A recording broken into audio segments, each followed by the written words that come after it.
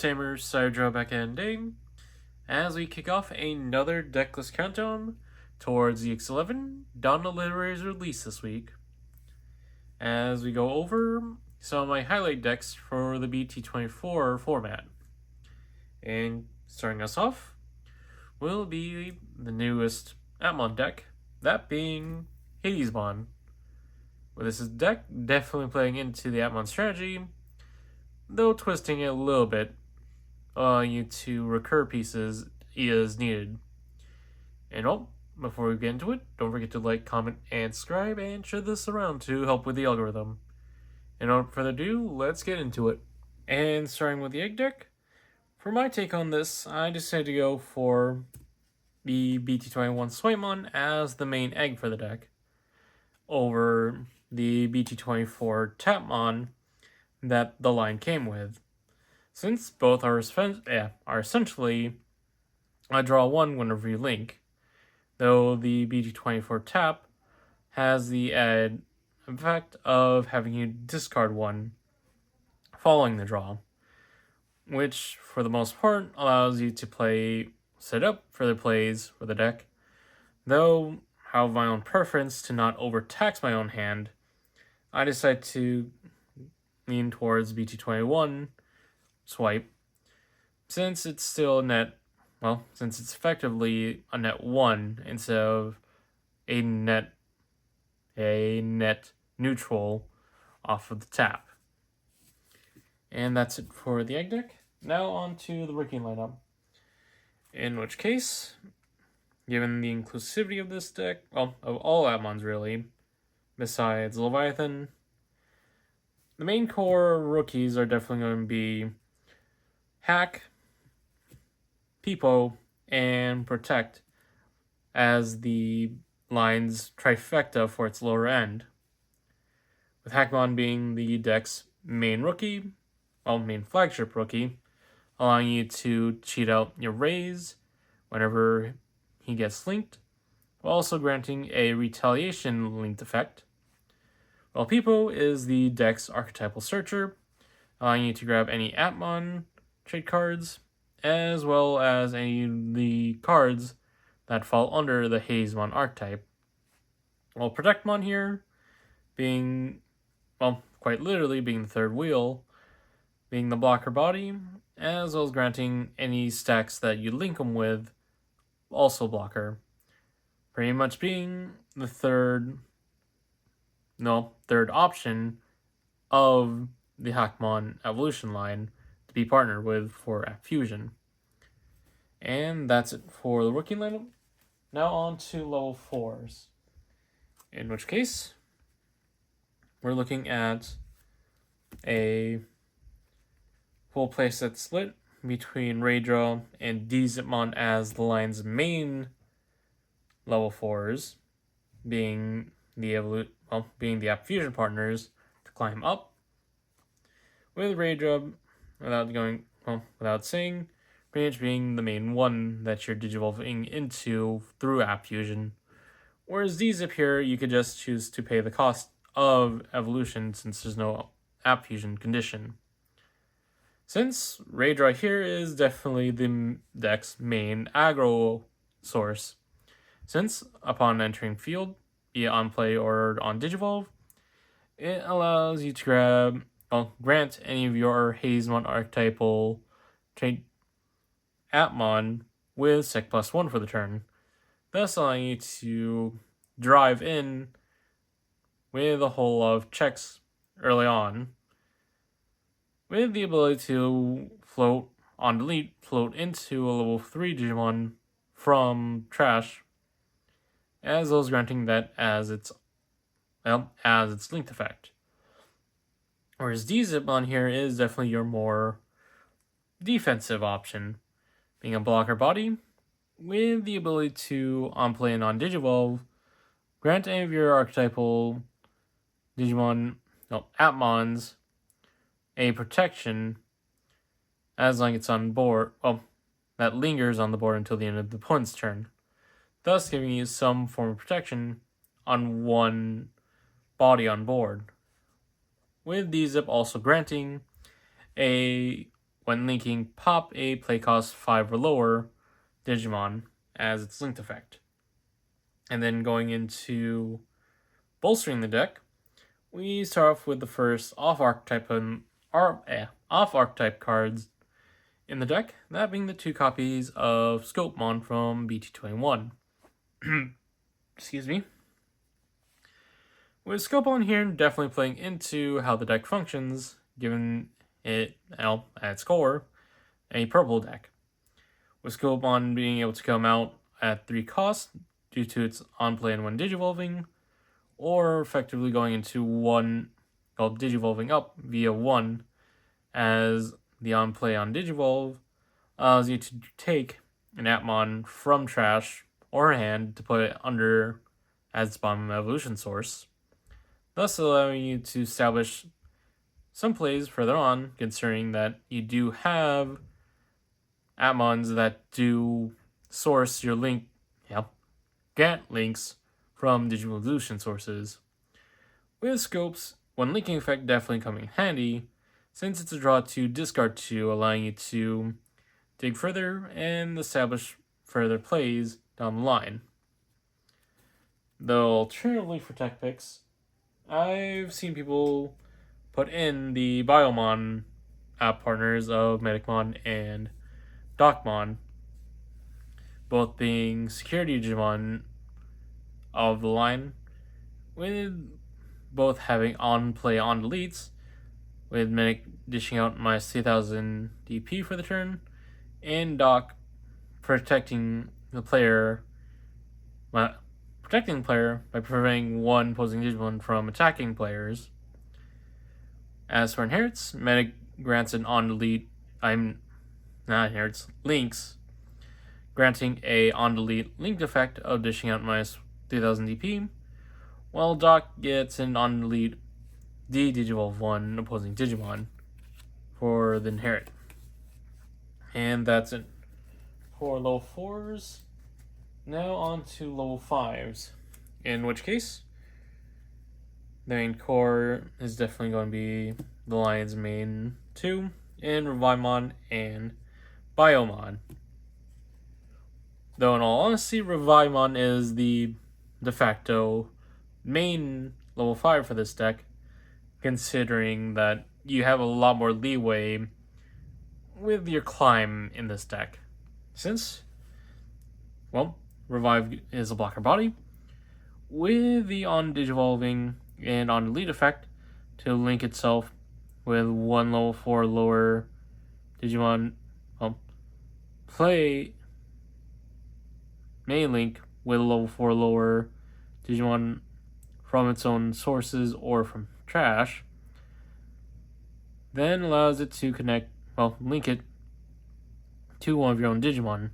Thus, it doesn't have to be itself for that effect to go to, hence why it's also an on-delete.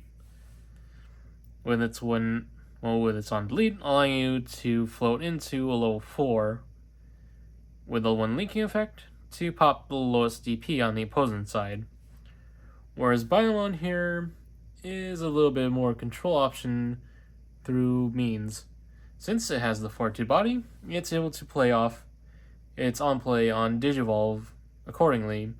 Since it gets to link from its own sources or from hand, then all turns, whenever it sees itself getting linked, it gets to hit opposing Digimon with -7000 DP for the turn, as well as granting a 1 linked effect of -7000 to one opposing Digimon.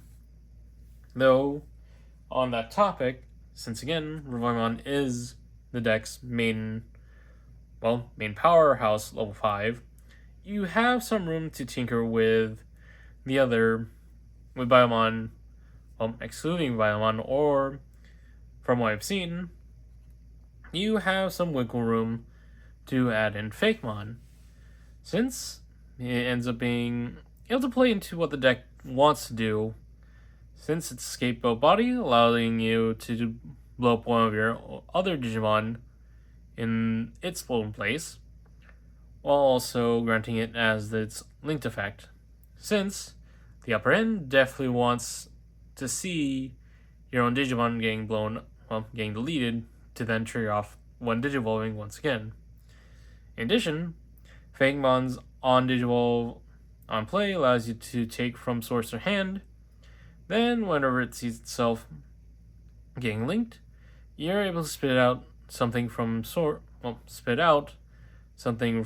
sources back onto the board, thus playing into going wide and giving you another body to work with for the deck's upper hand. And that's it for level 5s. Now on to level 6.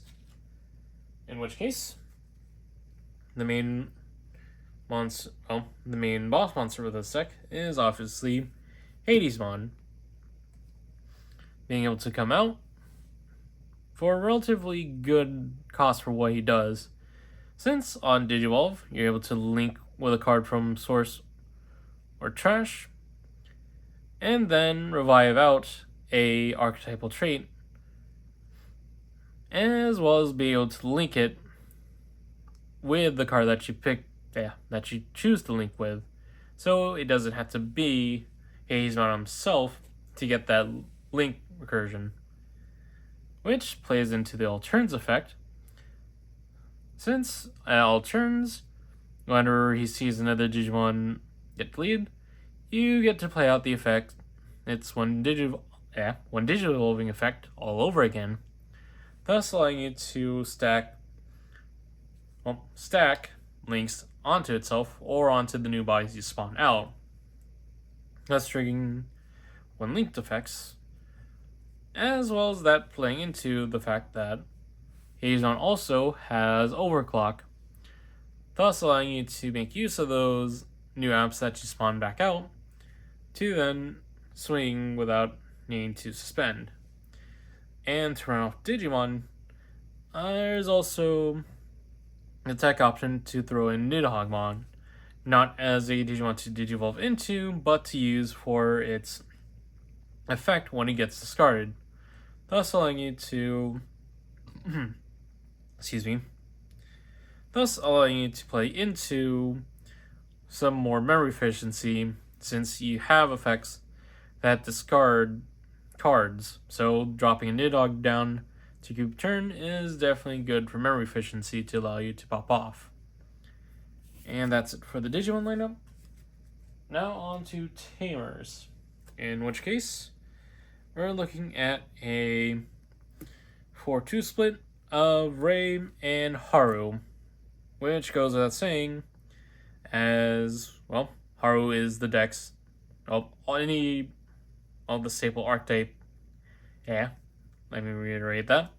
The staple Appmon memory server for the deck, for the Appmon decks, considering that he's the only memory setter app driver tamer so far, with this simple ability that whenever he sees your Digimon getting linked, you're able to draw one, then get to app fuse into Digimon from hand.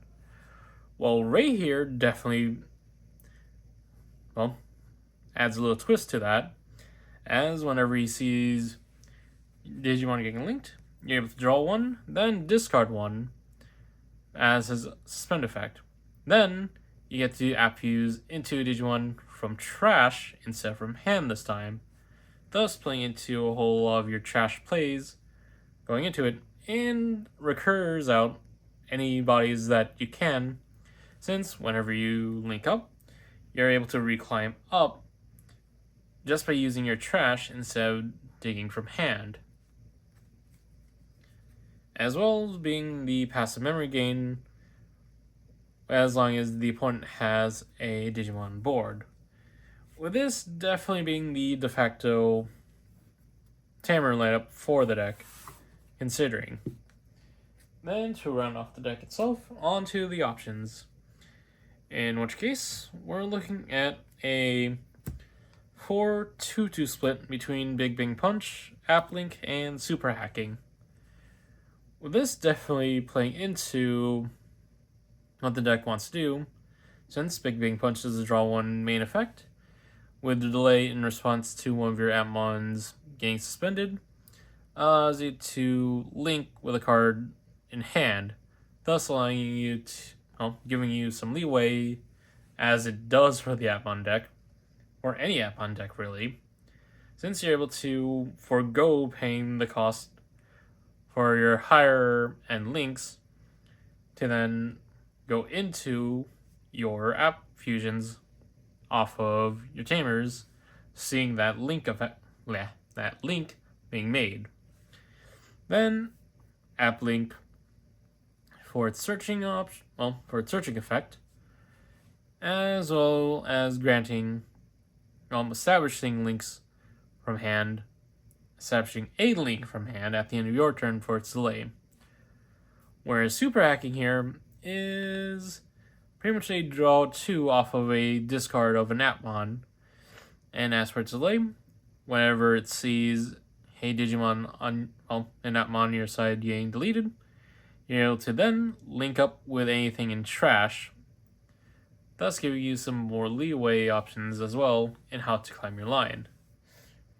Though, one tech pick I've seen people go about is the use of Music of the Heart for draw 1 and then delay in response to seeing one of your Digimon being played out, being able to link with a card from hand. Also giving another avenue for this deck, though it's up to preference in either one to go about Big Bang Punch or Music of the Heart in how you want to pilot the deck. And that's it for the deck itself. Now on to combos. And then before going to combos, going over the mulligan hand, ideally you'd want to see Hackmon and Peoplemon in your starting hand.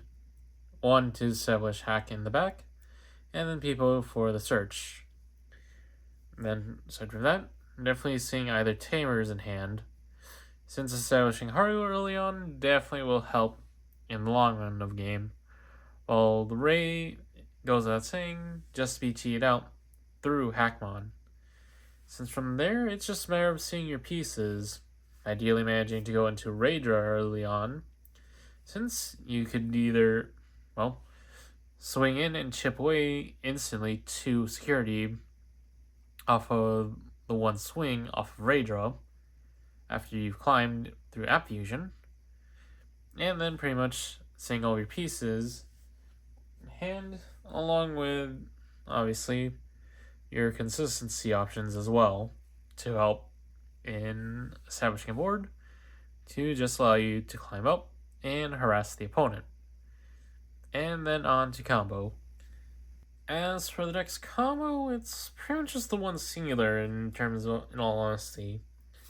Since you're pretty much looking at a established board to be working off of, obviously, hard to reset, and if the opponent has a Digimon board, you're Murray to start off at 4.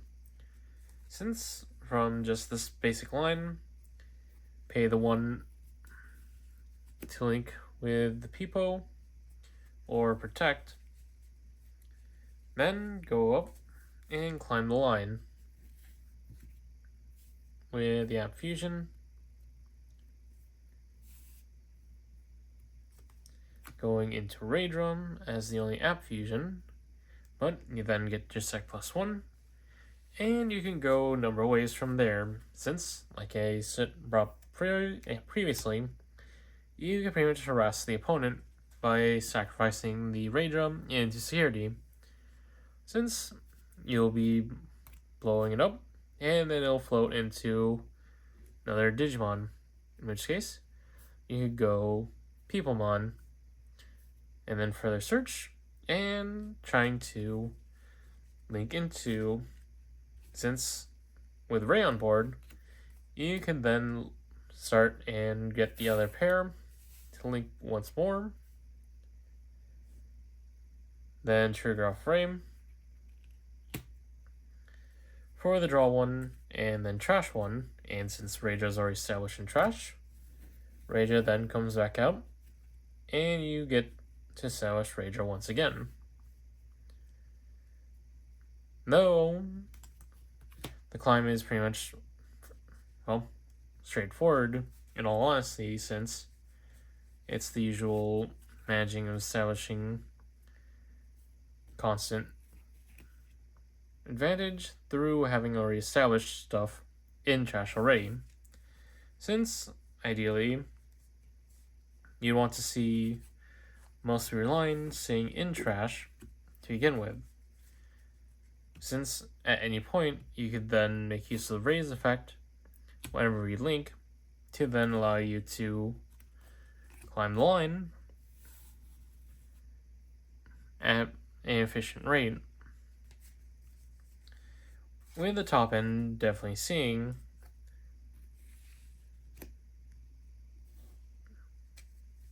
Hadesmon coming out through either methods of Haru to go into Hades from hand, or Ray with Haze in trash. Hence why the multiple Rays in this deck allowing that avenue to go about it, since once Haze is established on board, you're pretty much just, well, seeing a whole lot of avenues to work with, since once he is live on board, gets to revive any lever level 4 lower, ideally Raidra to constantly push for damage, since Raidra's on play, we'll add Sec +1 to either, well, ideally Haze, then Haze effect will then be able to link any level 4 lower on board with a link to work with. So a whole number of your link effects from level 4 onwards. So D-zip for control. And either establishing a protect or sniping out certain Digimon with Peoplemon and granting Hackmon for retail, or given how the deck was built, you also have the option for scope for the effect to draw. Since once you've linked those effects off, you're able to do a whole number of things from there, since Hadesmon could swing before you and turn, if you keep turn, with its full boosted DP thanks to the linked effect, thanks to the linked cards underneath itself. So it'd be swinging for 2 checks, or at least overclocking for 2 checks if you manage to pass turn, since you'll be blowing up Raidra and then managing to revive and link again. Since again, you have a number of avenues for this deck. Since even on a passing turn, you can make use of your boards, your trash, constantly. Since again, Raidra is your main linchpin on pushing damage, granting any viable bodies to swing in for an extra check. With Hadesmon being able to constantly revive, even going into the opponent's turn, since all he wants is see if any Digimon on board getting deleted, thus allowing you to revive and then link, giving you both offensive and defensive potential for how the deck wants to go. Since again, you have a full bevy of avenues to go about getting to your end board, with the main linchpin obviously is just setting up your pieces in trash and seeing your line towards your end game.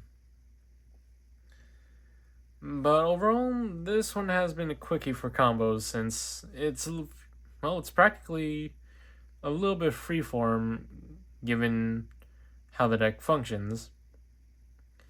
Unlike, say, the Pasaemon deck, where it's just beating down the opponent relentlessly.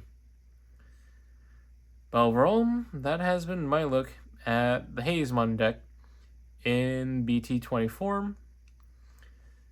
And don't forget to like, comment, and subscribe, and share this around to keep up as we continue on with our deck list countdown towards EX11 Dawn of Liberator's release And this is Cyril signing off.